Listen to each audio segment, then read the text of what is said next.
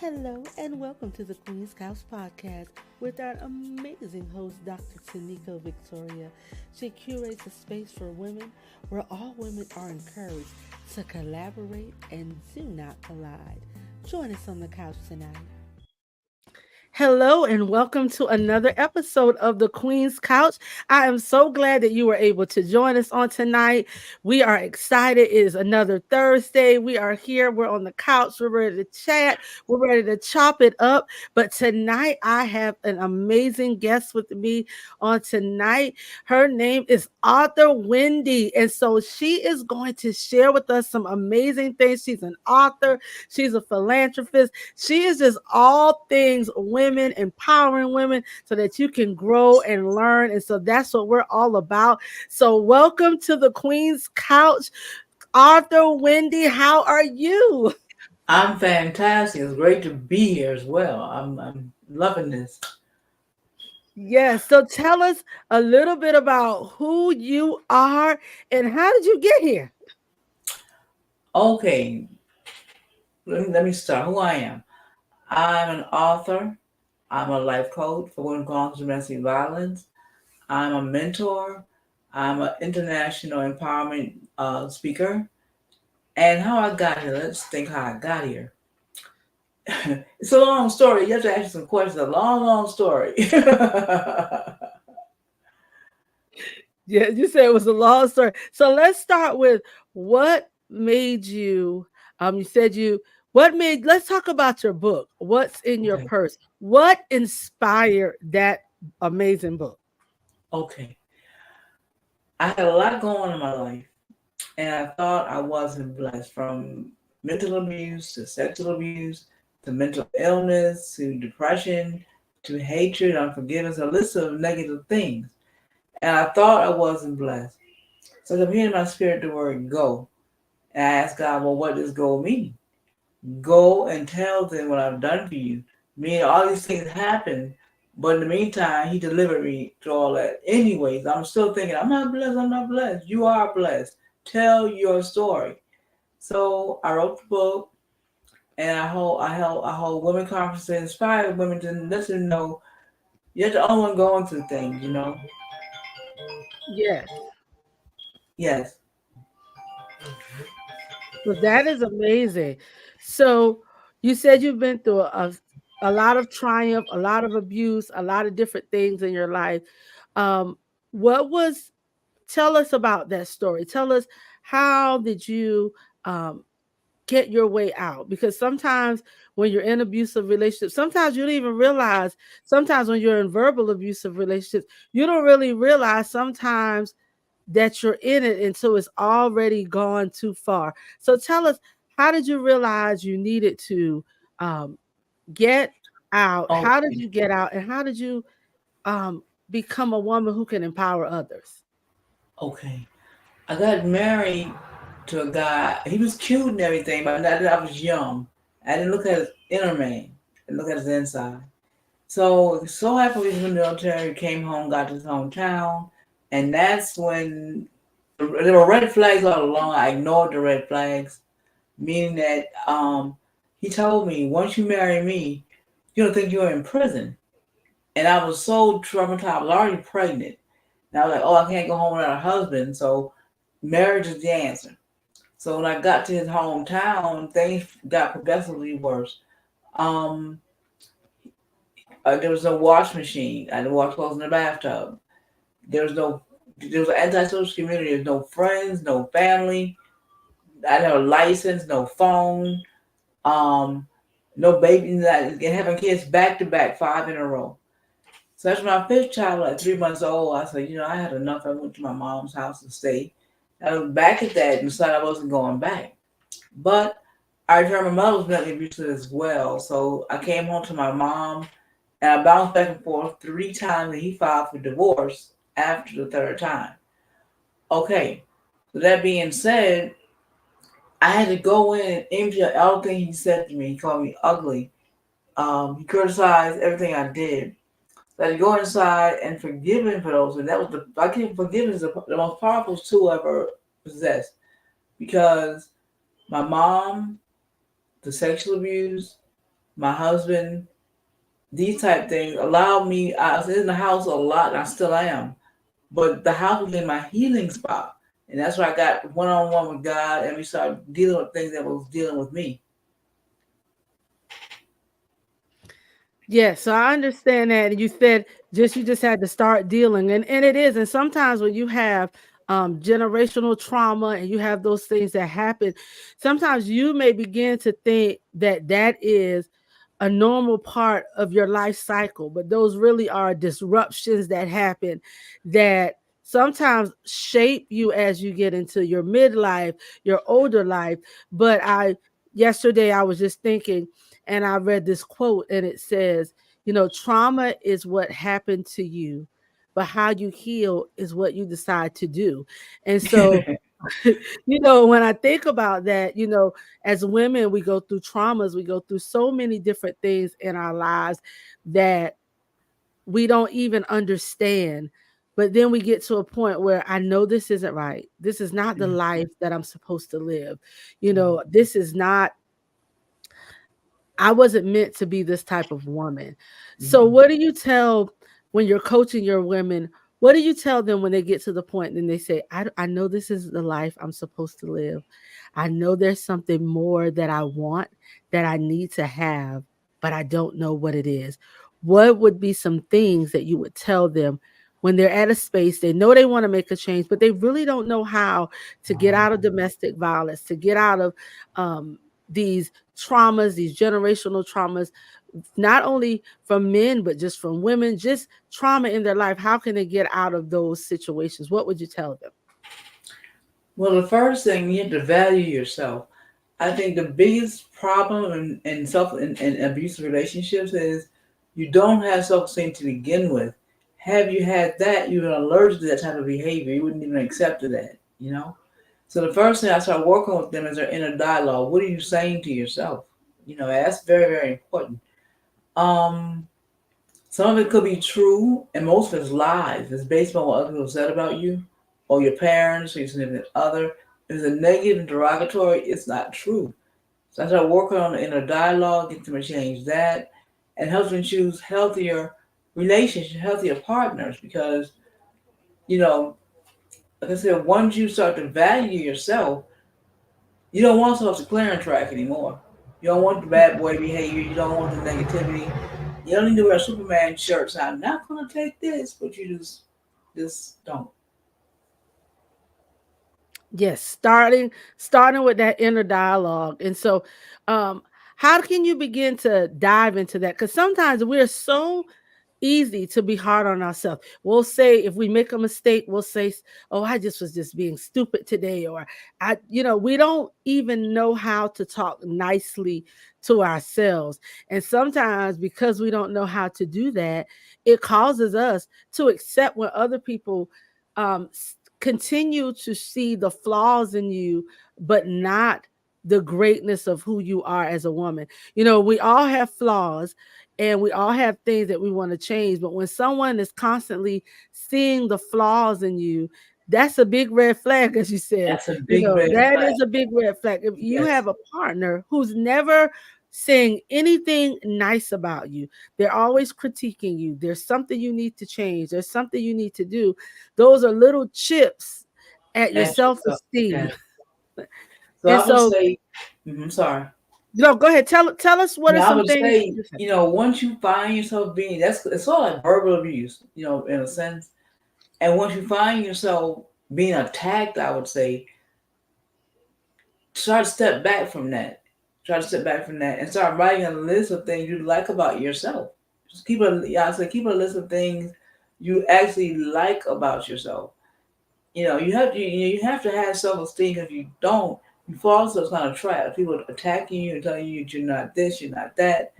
So I would say, as a red flag, you don't, relationships are tricky. We always fall in love easy sometimes. Oh, he's cute, he's that, he's that. But I think we need to look into the inner man a little bit closer. You know, how's he get along with other people, his parents, his other relationships. Um, how's he talk to me? How's he treat me? How do I feel when I'm around him? Stuff like that. So if you're coming out with all these negatives, You have to take charge of yourself. You can't expect somebody to do it. For him to do it, he gonna keep on doing what he want to do. It's up to you to make a decision. Say, hey, this may not be for me, and act on it and stand on it and start backing up. Yes, that is so true. So as I think about that, I think about acting on it, writing a list of what are some things that you like about yourself. And sometimes that's hard for us as women to write the things we like about ourselves because we're so associated with who we are. We love to say, I'm a great mother, and, I'm a great worker, or, I'm a great sister, but we never write about those things that are just about us. Like, hey, I have Right. a great personality. I'm loving. I have a contagious smile, all of those things that we have that are so important to a woman. I have influence, I have power, I'm able to do so many different things, but we never have an opportunity to see those things. And so I had to think back, what happens in a little girl's life to make her not start seeing those little those things about herself. And so I can even think back to being a little girl. I was always very bold, outgoing, and I was always told, you talk too much. You need to be quiet. You need to not do this, need to not say this, or girl, calm down, when I wanted to just be more energetic, outgoing, bold. I was always sometimes told that I needed to stop. And so that kind of sometimes teaches us as women from a little girl not to be really who we are or appreciate the great things about us.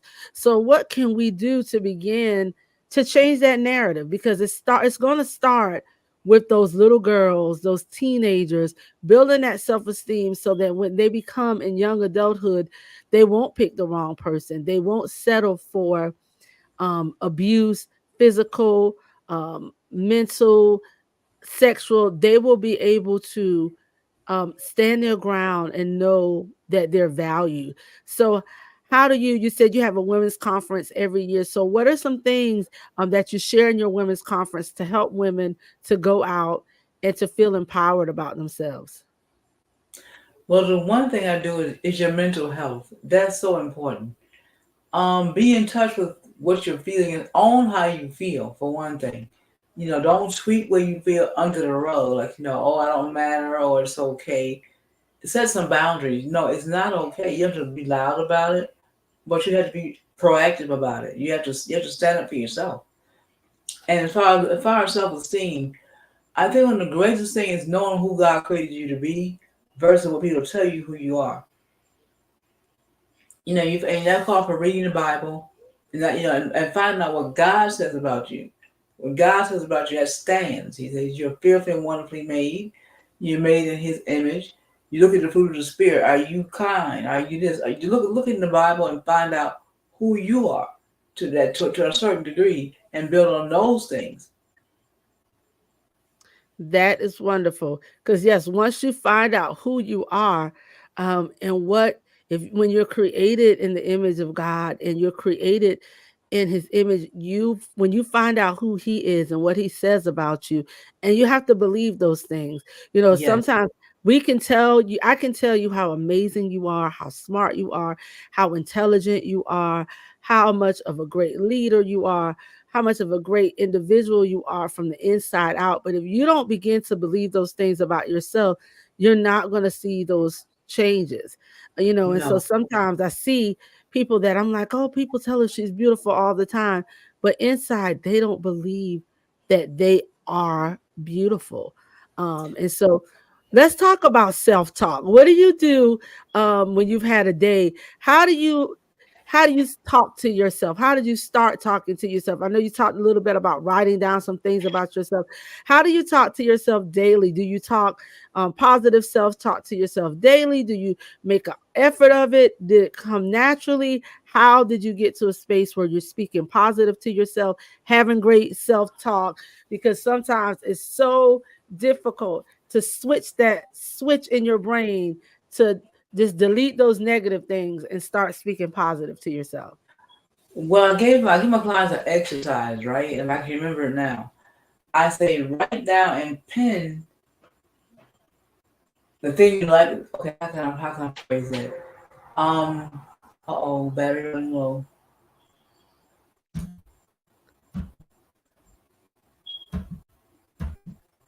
Uh oh, sorry. No, that's um, fine. okay, write down in ink. Oh, I don't forget the exercise right now, but you have to take time to cultivate yourself. You have to write down positive things about yourself and stay consistent with that. Stay away from people who hate you and kick you because they're people who are not healthy for your self esteem. What I do anymore, how do I start thinking positive? Let me think. Um, Examine your own heart. Some things you say to yourself are lies, absolutely, and some things are true. You know, some of the negative things you say to yourself are true. But yeah, sometimes criticism is a good teacher, right? Mhm. A person who criticizes you negatively sees something in you that you don't see in yourself, and they're just jealous of you. Some people criticize you positively, see something that you don't see in yourself, and you need to change it. So put those things together and start. You just have to start someplace. Jot down a few things you like honestly about yourself, not in comparison to anybody else. You actually like about yourself, and study those things like 30 days. I like my smile. I love, but make it the inner, make it something inward. Outward can always change. You know, Mhm. the inner man who's really gonna shine above everything else. So to find out who you are inwardly, and I think how did I change my thinking pattern? I don't think it's been a long time. um, you have to be cognizant of what you're actually thinking. What you think matters. You know, you have to speak life over yourself. You can't say, "Oh, I'm stupid." No, you can't say you gotta be your own best friend. You can't talk about yourself to yourself. What you tell yourself, you actually believe. Mhm. I've always speak good things. You speak kind to yourself. You make a mistake, okay, oh well, I did this, and then the next time I'll do better. But as far as beating yourself down and calling yourself names, that should never be in your mind. You stay away from that kind of thing. That is great because so many times we don't write, and I love that writing down some things that you're going to tell yourself 30 days, and that is amazing. So just writing down some simple things about yourself. Some I am statements, I like to call them. Write down some I am statements and kind of start changing your thinking and start changing your view about yourself, because sometimes we don't know or we don't even understand how important what we think, because so is a man think of, that's So what he's going to be. And even though it's not what people tell you're gonna be, it's what you think that you're gonna be, and what you think, it goes into motion. Your words are so powerful, your thoughts are so powerful. People do not understand how powerful your thoughts and your words are sometimes. And so when you start thinking those positive things about yourself, you start saying those positive things about yourself, though that can change the trajectory of your life. And so I want you to share, when did your life begin to change? You said a little bit about you were in an abusive relationship, you got in that relationship pretty young. You said you had what is your last child, and your but what started making you just saw your life being what God wanted it to be, and you started walking in that plan. I know it had to be fearful sometimes, but I tell people all the time, what made you get that courage to keep going? Because fear and courage are there at the same time. So, what made you take courage when it came to being a great woman?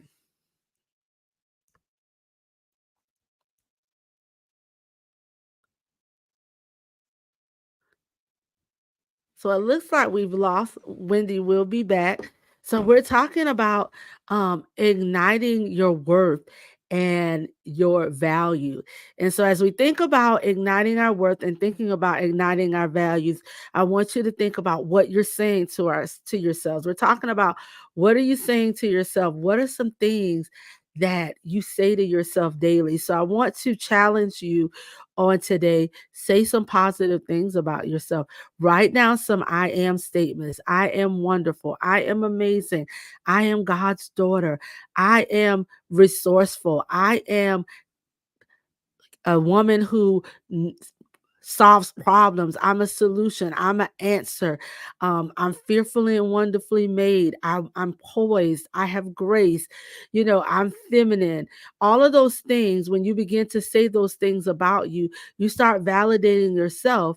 And other times, you won't look for the validation from others because you're already validating yourself. You're already saying those great things about yourself that you know that you are. And so, if you don't know who you are or what you are in this moment, I want you to, if you don't have a journal, it can be a piece of paper. I want you to start writing down who you say, who you are as a woman.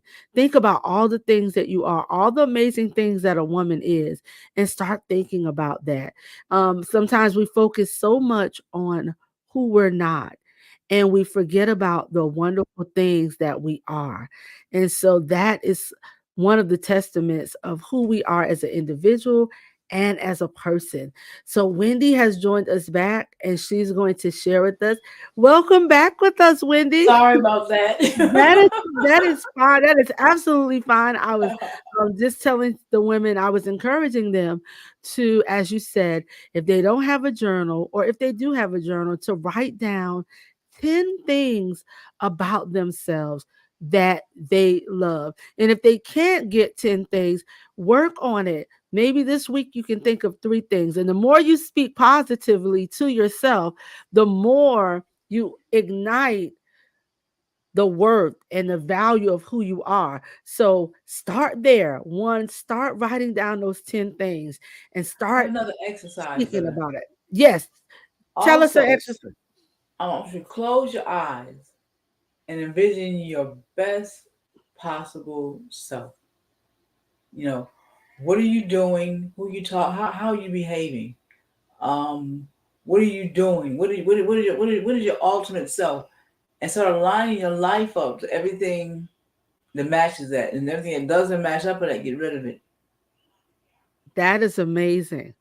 That's a good exercise to imagine The yourself best because we possible self.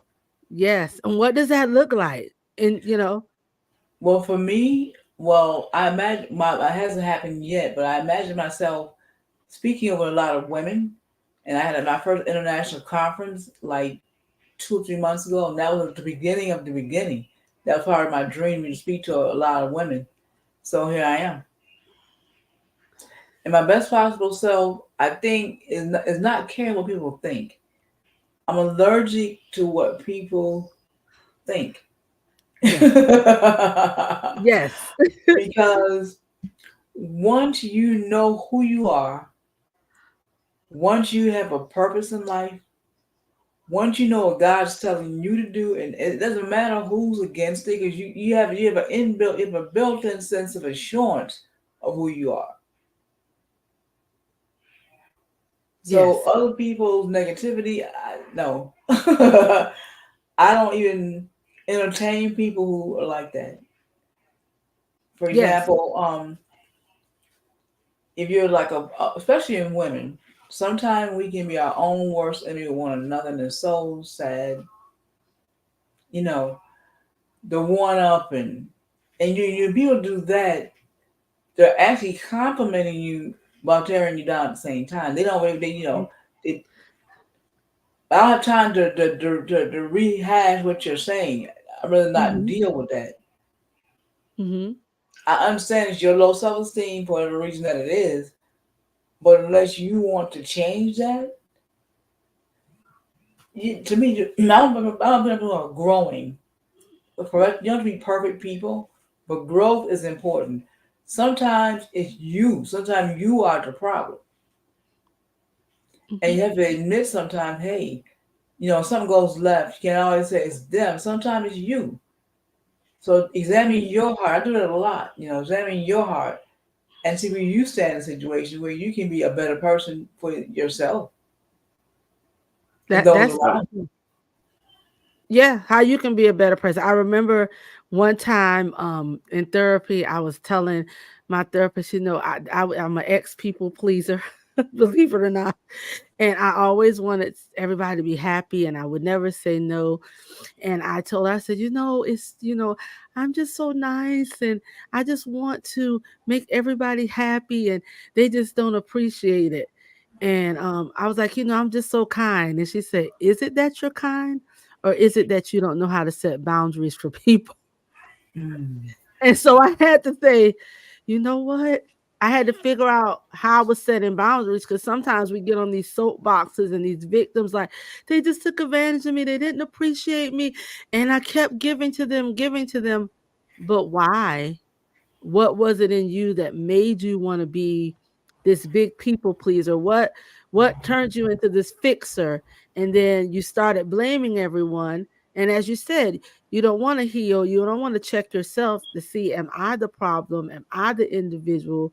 You just start being toxic. You'll give comments, but there's always something behind it. Or, you'll say, oh, you're really, they like say I'm a plus size woman. They be like, oh, you're really beautiful to be plus size. Or either they'll say something like, oh, you carry I love the way you dress to be plus size. Like, what does that have to do with you dressing nice? That what you're plus size, so you shouldn't dress nice, or you shouldn't be beautiful, or because you're a certain size, or you come from a certain place, or and someone said, "Oh, you're so well spoken to be from the South." And I'm like, "What are you talking about? What does that mean?" And Yes. at first, you don't realize that those really aren't compliments. Those are things that really cause you to start doubting yourself even more in the spaces that you're already trying to grow in. And so what would you tell someone who's have it doesn't even have to be a relationship that's a male relationship. There's just sometimes females relationships. I call them frenemies. They're around you, but they're really not there to encourage you, to lift you up, to help you on your journey to being your best self. And so you have them around. And I told one of my girlfriends yesterday that I'm being very intentional about cultivating my female relationships. Because what will happen is we'll meet an individual, we'll meet a friend, and we'll meet them in a capacity as, hey, this is the person I know. Just say, for example, you travel. All you do is travel. This is your travel buddy. And you've been traveling with this person for 10 or 15 years, but you don't know anything else about this person. You don't know that this person could be an amazing leader. This could be a person that could be an amazing person to pour into you, you could share your heart with, a great confidant, someone that's nurturing. But because you only look at your friends or the people in your life as one dimensional, you don't get the treasure of what a real friendship is like because you're only looking at the things that you have in common. And Mhm. sometimes because you're constantly looking at, this is just my travel buddy, you don't realize that this could be an amazing woman that could help push me in my purpose, could encourage me, could be my accountability partner. But you don't look at that individual like that. And even when they start giving you advice in those areas, you kind of dismiss it because you only see them in one with one lens. And that's just how we sometimes have our friendships, is so one dimensional as women. So what would you tell women who, as I say, have frenemies, they're friends for Mhm. certain things but not for other things in their lives? How can you cultivate a good relationship, a woman relationship with another woman, another sister? How do you cultivate those relationships to help you thrive as a woman? Because women together are so powerful. And so how can we cultivate those relationships and not have what I call the frenemies? Well, start with the frenemy part. I think it's important. I think it's important that we realize who we are associated with to begin with. Is this person really your friend? I mean, Mhm. if they're a friend of me, they don't need to be there. They don't need to be on the scene because they're not for you. They're not for you. Something you need to trust. You need to be vulnerable and trust people sometimes. I'm for one person. I don't share my inner man a lot. I pray. Really. So most of the time I give surface talk to people, but so oftentimes I often wish I had a good friend. I can say, "Girl," but I don't because I don't trust people to say, "Are you gonna keep my information, or are you gonna run off and tell? Or are you gonna try to sabotage me?" Stuff like that. I think it goes for a lot of other women. Trust is a huge thing. To be able to trust somebody with your information. Now I feel I share my dreams with. I got some lady friends like that, and we talk about our goals. But Wendye, they don't know me, so I'll tell myself that the main thing to do is to start being more being more transparent. Mhm. Yeah, and the power of transparency is amazing. And it's not easy. I tell people that all the time. Being transparent is not easy because it requires a level of vulnerability that we generationally have been taught not to give. Right, And so being able to be transparent really takes you unlearning some of the things that you hold dear in your morals, in your values, in your culture, with the way that you were reared. It takes you unlearning those things because we're taught not to be vulnerable. That when you're vulnerable, you're weak and someone's going to come in and take advantage of you and going to be that prey on you. But oftentimes, what happens is we end up looking strong on the outside, but on the inside, we're crumbling because all of the capacity we have as a woman is in this box because we don't have anyone to share it with to ignite us to do more. And we'll be surprised at the things that we go through as a woman that we think we're all alone, but we're not all alone. There's women all over going through different things, and there's women who've been through what you've been through and they can help you. And so that's, just being transparent just takes a strong level of vulnerability. And it took I'm say it takes baby steps. I'm moving. I would say I was at a one or two a couple years ago, but with my transparency and vulnerability now, I'm probably up to about a 6. And that'll take that's taking time, um, being able to be vulnerable and transparent, and so definitely that is something that we definitely need to work on yeah. as a woman. So I'm tell transparent. me. My history, I'm very transparent about because I know, Mhm, and eventually my now I'll be transparent about. I have to come through it first. mhm, I feel like it's me and God's doing this. I have to come through. I have to come through, and then when I'm through it, then I'll share. But I mhm. think I'll get other people mixed up in it. I'll destroy the process.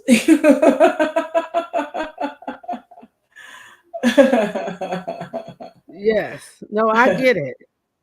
Yes, being able to have being as you get out, you definitely want to show your transparency, and sometimes in the middle, and you have to find out. And I always tell people, I always think about the story in the Bible where it was the woman and her two sons, and she had the oil, and they told him to go in and shut the door. And so sometimes you got to know who's those people you can bring in when you shut the door, Yeah, and everyone should have someone that they can bring in when they shut the door.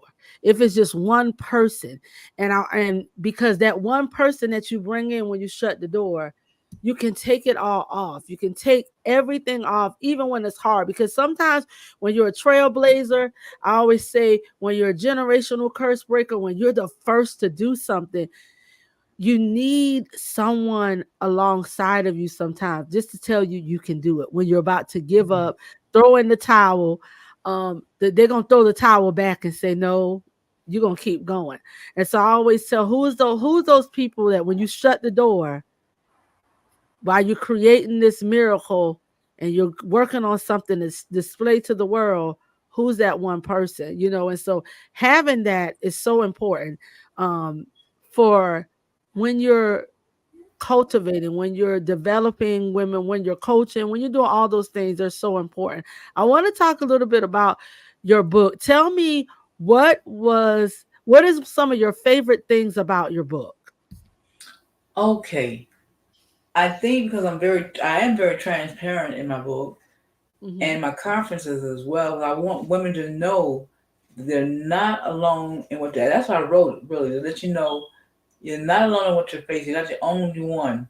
So my favorite part about it, I think, is the personal questions that I ask.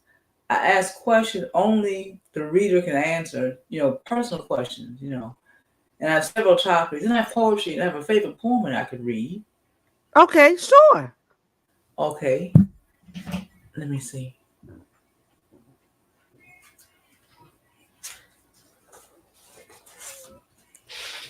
So what type of woman should get this book? The type of women who are searching for themselves, who feel alone in their walk, who are suffering from low self-esteem, low self-confidence, um, who need to get in touch with their inner man a little better. Okay. You mind me reading the poem? Of course. Yes, I'm here. I'm all here Okay, for it. okay. And it's called The Crown. Glowing from within itself, this radiant beam of light, created and designed by the personal triumphs of life, created in the fire, tested in its flames. From within a woman's heart, purpose pushes from her pain. You wonder how she gets back up after not being knocked down to the ground. Well, God's walking with her, and his power is in her crown. If her tiara slips and falls, grace shall be found. For God is walking with her, and his power is in her crown. I love that. Thank you. I love that. I love that. And so it sounds like throughout this book, it really causes you to reflect and look at yourself to be able to be that best person. What do you want women to take away when they read what's in my purse? What do you want women to take away from that book? What are two things you want women to take away after reading your book? That examine your heart, examine your heart, examine your heart, It's the only way to really get clean with yourself is examine your heart. You can't go around blaming people for throughout my life the abuse. I had part in that, right? Meaning it's not my fault they did what they did, but my response is your response. I hated them. So unforgiveness, hatred, um, my low self-esteem because of it. All these things are things that I got, something I accepted I shouldn't have. So when something goes left or right, there's always two people involved, and two people contribute to it. You learn your part in it. You forgive yourself for what you did or didn't do. You forgive the other person what they did and didn't do, and you move forward. So the two things I like for them to learn is to examine your heart. No matter what happens to you, don't fall down and die and say, "Oh, poor me."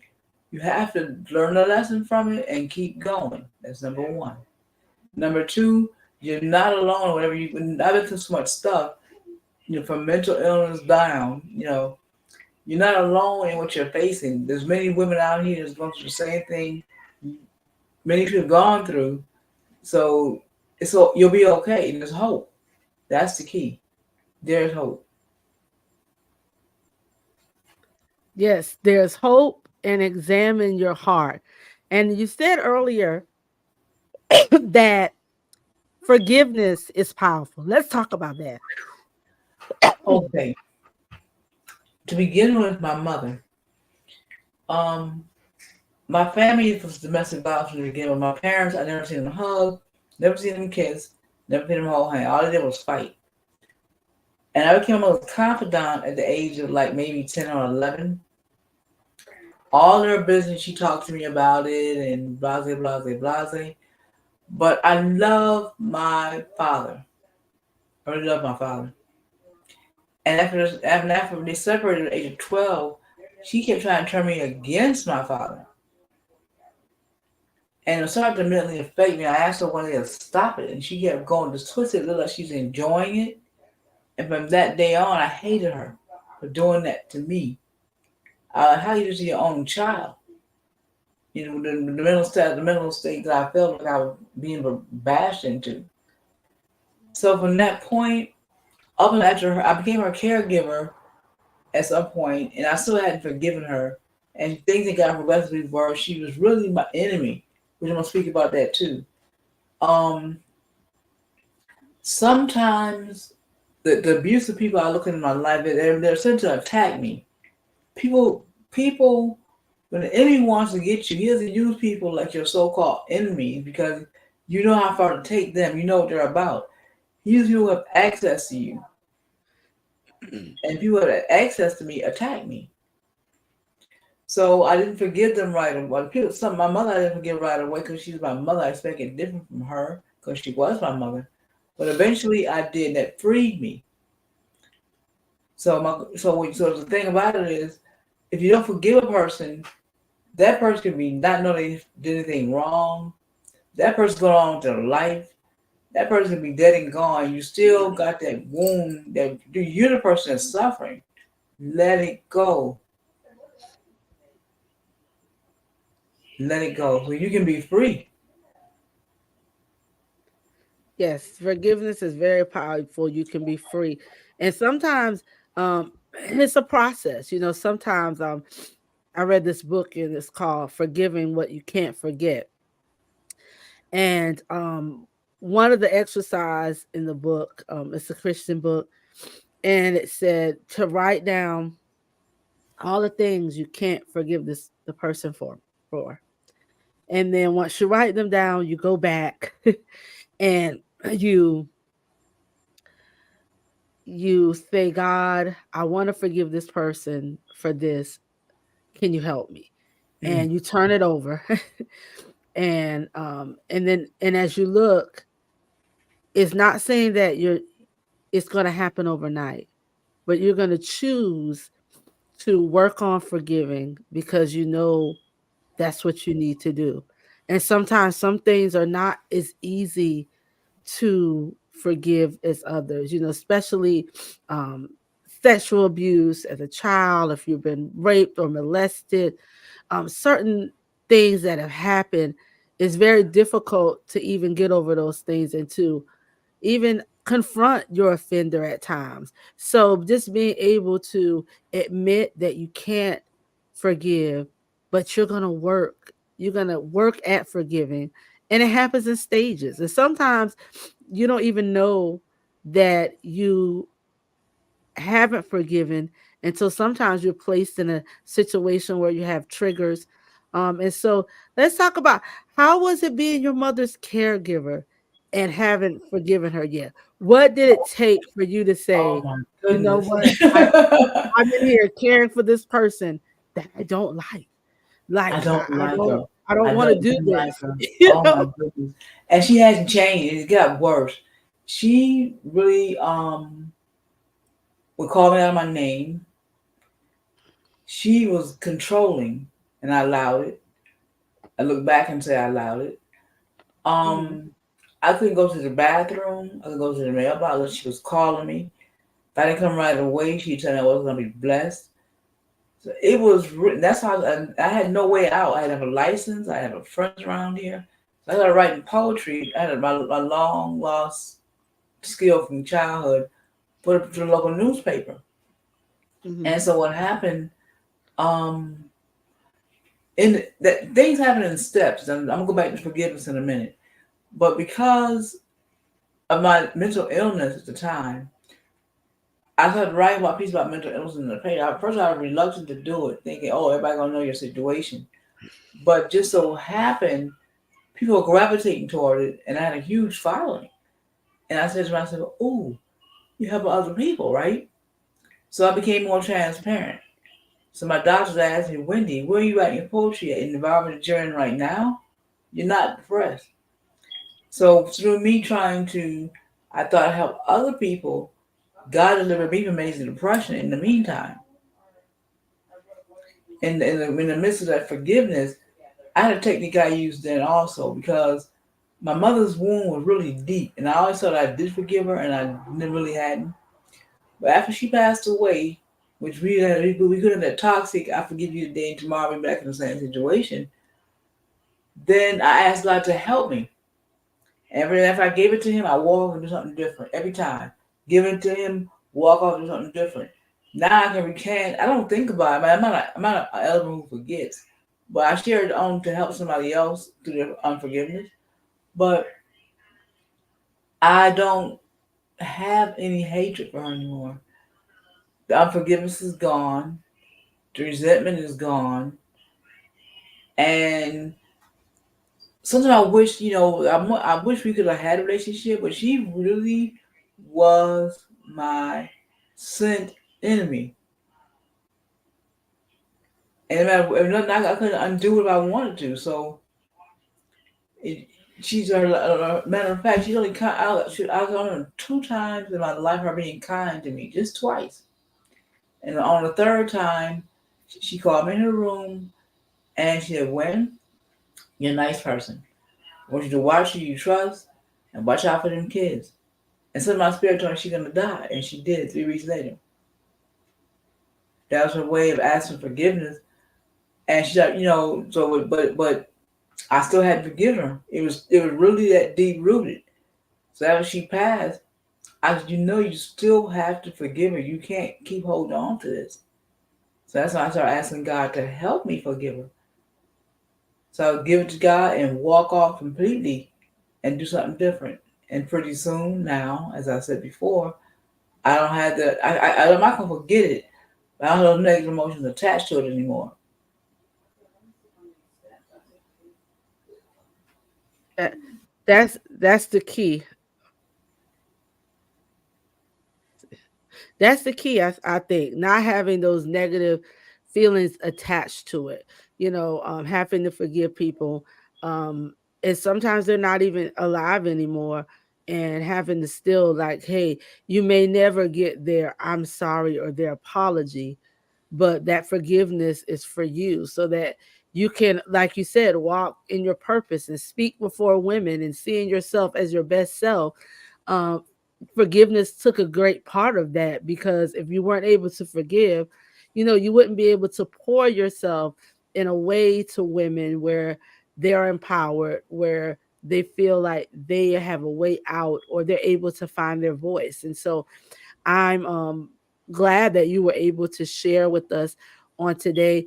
As we get ready to wrap up, what would be some parting words you would like to leave with the women, as it pertains to domestic violence, getting out of a domestic violence relationship, and recovering? On your way to recovery, being happy and whole, and being able to move forward. What would be some things you would share with those women on today? Make a plan. You know, make sure. Make you don't have to. If you feel unsafe, leave right away. Find somewhere to go because you could get killed. You could die. If you don't want to do it for yourself, do it for your children. Your children are looking at you and him as an example of how to be. So, for example, myself, my parents, they were domestic violence in my background. Now, for a girl, two things may happen. She may look at her mom and say that's normal, or she may say I'm not taking that. I'm not taking the physical beating. I was like that. I'm not taking that. But it happened mentally. So healthiness for create generational wealth, real generation, it starts with self value. Leave. You mean Do what you need to get to a shelter. Make a plan.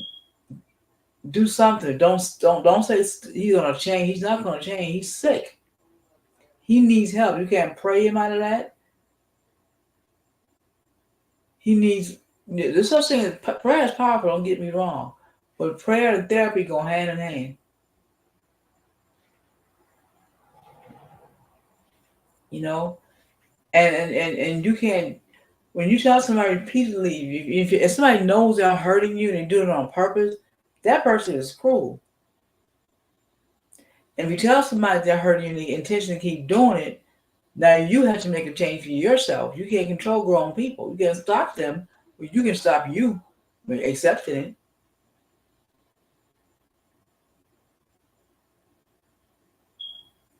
Do it for the children. You don't stay for the children. The children are looking at oh no, unhealthiness.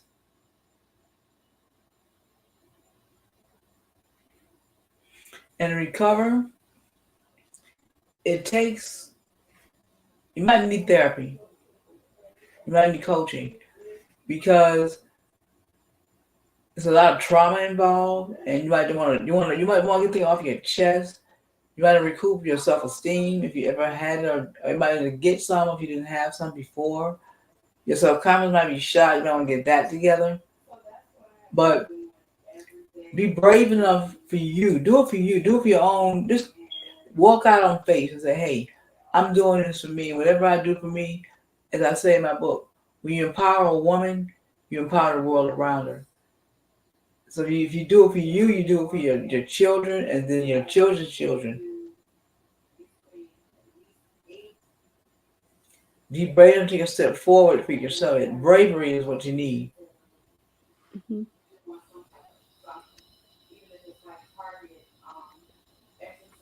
Thank you so much. So definitely get you a plan.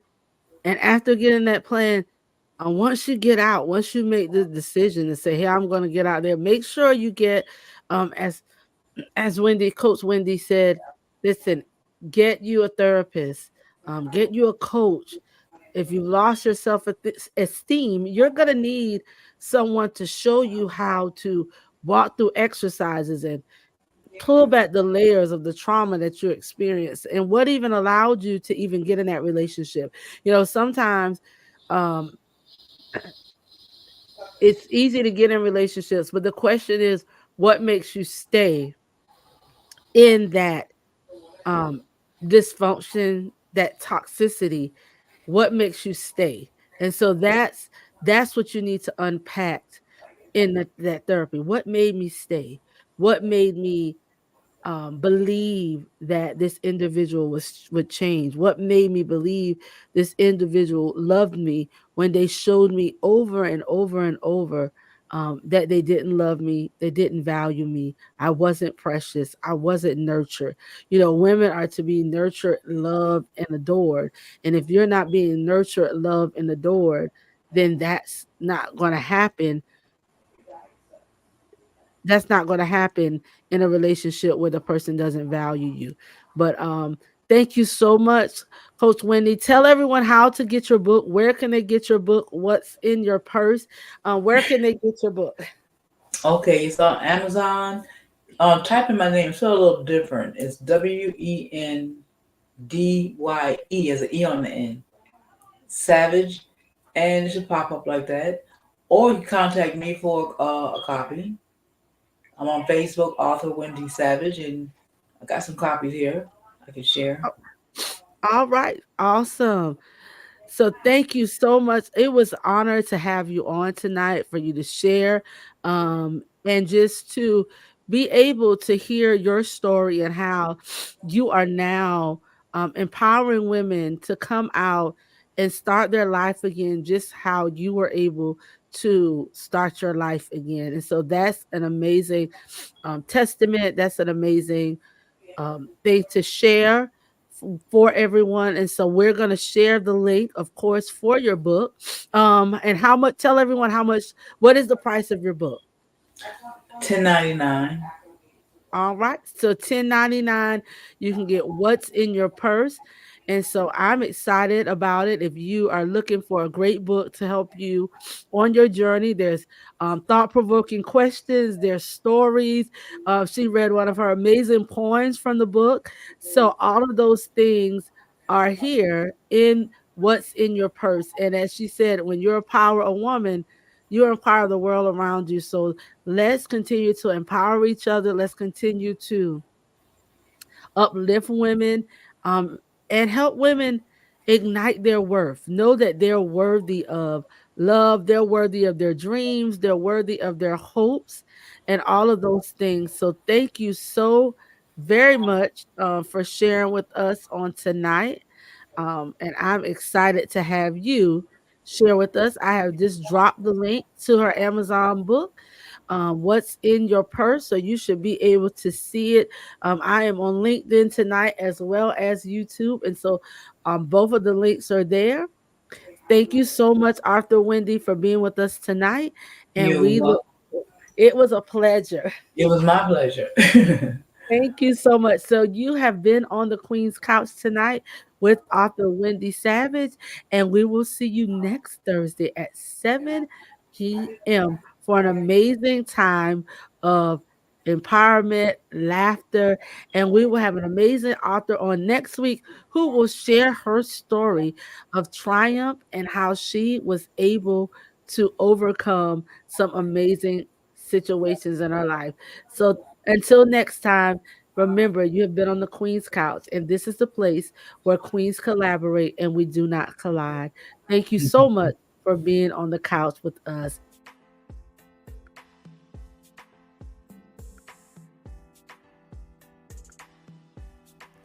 Hello, and welcome to the Queen's Couch podcast with our amazing host, Dr. Tanika Victoria. She curates a space for women where all women are encouraged to collaborate and do not collide. Join us on the couch tonight.